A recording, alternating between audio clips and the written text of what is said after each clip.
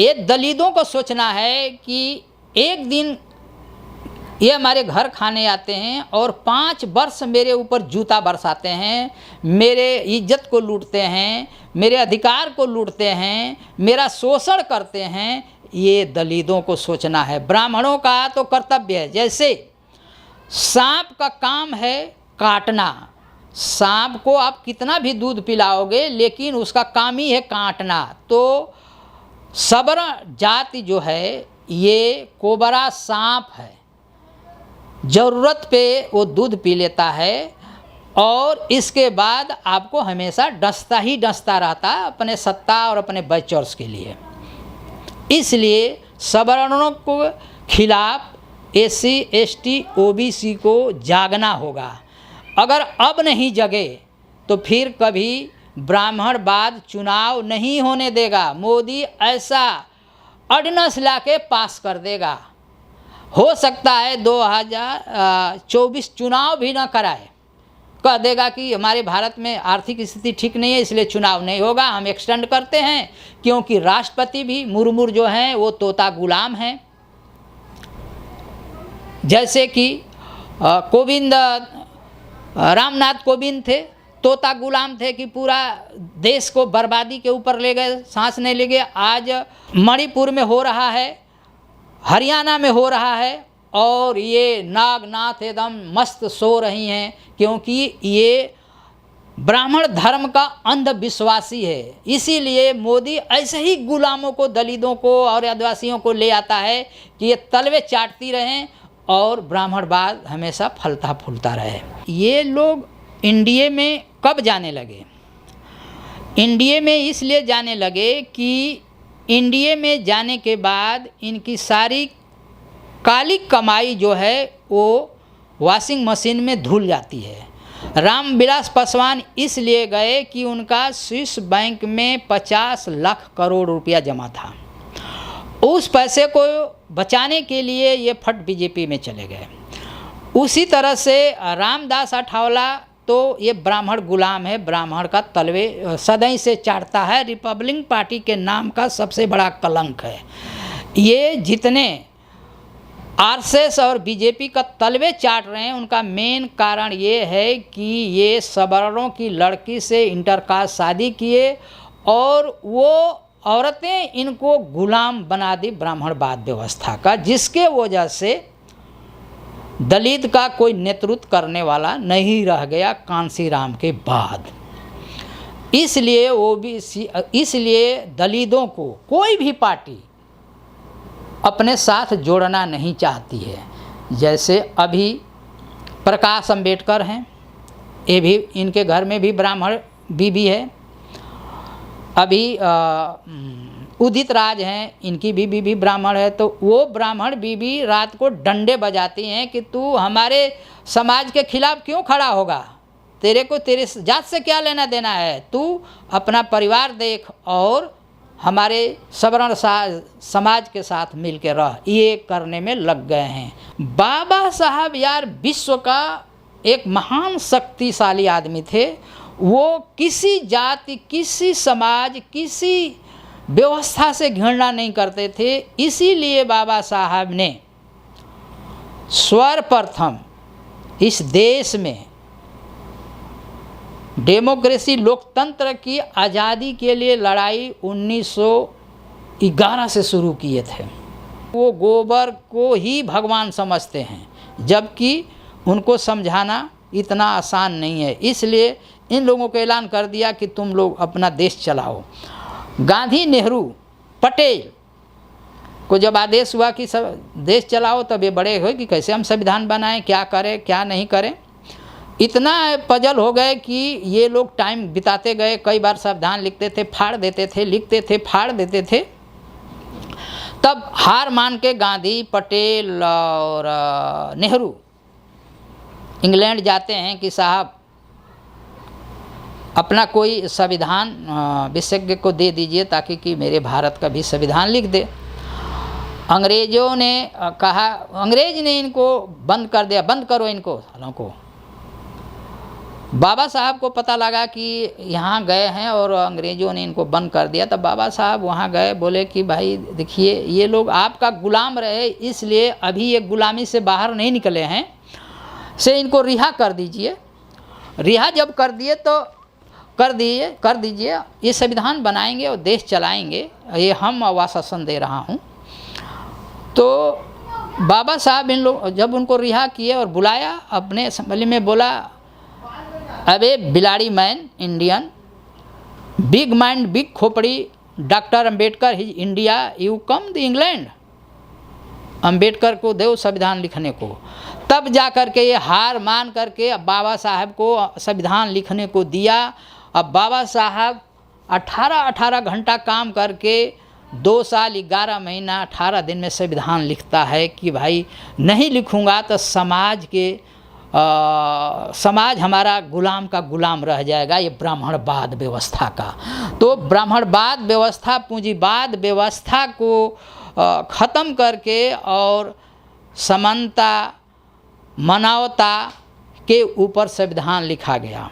जब से संविधान भारत में लागू हुआ 1950 से, 1950 से लोग, चाहे कोई भी ओबीसी की पार्टी हो या ब्राह्मणों की पार्टी हो, कोई दलितों को जगह देना नहीं चाहते हैं, उनको अछूत और घृणा के नज़र से देखते हैं। इसलिए दोनों पार्टियां, इंडिया हो या एनडीए हो, ये दोनों उनको जगह नहीं दिया। जबकि भारत के अंदर में बिना दलित का किसी की सरकार नहीं बन सकती, पर जगह नहीं इसलिए दे रहे हैं कि जब से भारत के अंदर में अटल जी निधि फंड लागू किया और निधि फंड आने के बाद हमारे दलित नेता लोग इतना पार्टी का तलवे चाटने लगे कि अपना स्टैंड ही नहीं खड़ा किए। मायावती एक स्टैंड खड़ा करी, लेकिन वो भी अपने बचर्स को लेकर के, अपने परिवारवाद को लेकर के उस दलित समाज की पार्टी को ब्राह्मणवाद पार्टी बना दी। इस लेकर के दलित को कोई पार्टी अपने साथ नहीं जोड़ रही है कि ये तो पैसे पे बिकाऊ हैं, चाहे संसद हो, विधायक हो या पार्टी हो। अब दलित को सोचना है कि हमें अलग तीसरा फ्रंट बना करके इस देश में जो संविधान में अधिकार दिया है वो लेना है, या इनके चंद लोग तलवे चाट करके और बाकी दलितों को गुमराह करके उनको गुलाम बना करके रखेंगे। हिटलर जो था वो राजतंत्र चाहते थे, बाबा साहब लोकतंत्र चाहते थे कि लोगों, जब तक कोई भी कंट्री होगी लोकतंत्र नहीं होगा, वो देश एक दिन न एक दिन गुलाम होता रहेगा और नागरिक हमेशा बर्बाद होते रहेंगे। इस ध्येय से बाबा साहब मीटिंगें लेते रहे, अमेरिका में लिए, लंदन में लिए, इसके बाद में रूस में गए, इसके बाद में इंग्लैंड में आए और इंग्लैंड में एलिजाबेथ के साथ प्रोग्राम और मीटिंग होता है। मीटिंग होने के बाद में बाबा साहब कहते हैं कि देखिए आज आप राजा हो तो सत्ता पे हो, लेकिन लोकतंत्र एक ऐसा हथियार है कि हमेशा देश खुशहाल रहता है और देश चलेगा। तो सर्वप्रथम लोकतंत्र का बुनियाद ब्रिटेन में बाबा साहब रखे और ब्रिटेन का संविधान बाबा साहब ही बनाए, जिसके वजह से ब्रिटेन गवर्नमेंट के सदस्य मेंबर रहे। ये देशवासियों को पता होना चाहिए। तो जब ये संविधान बनाया, वहाँ लोकतंत्र लागू हुआ 1945 में, तब पूरा देश में खलबली मच गई और अंग्रेज़ों ने देखा कि अरे भाई अब ये सब विधान लगाने से तो इंडिया के सब भुच्चड़ हैं, ये मानेंगे ही नहीं, इसलिए हम इंडिया को क्यों हमारे अंडर जितना गुलाम देश है सबको मैं आज़ाद कर रहा हूँ। क्यों कि संविधान के रूल रेगुलेशन के हिसाब से भारत चलने वाला नहीं है। देश बड़ा विनाश के रास्ते पे जा रहा है। मोदी कब इस देश को बेच देगा किसी को पता नहीं लगेगा। इतना मोदी के राज में आते ही इतना गुजराती 27 गुजराती इस देश को लूट कर करके 10 मिलियन अरब रुपया ले गए देश से। अब हिसाब लगाइए, 10 मिलियन अरब रुपया लूट करके मोदी के शासन में सिर्फ गुजराती 27 गुजराती ले गए। और भारत से डेली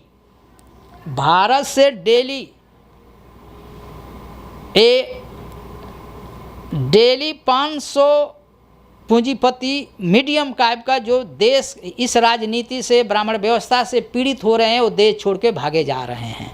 तो देश को तो एकदम ये खाली कर दिया है। सिर्फ बुद्धू लोग इस देश में रह गए हैं जो मोदी का गुलामी कर रहे हैं, जय जय मोदी का कर रहे हैं।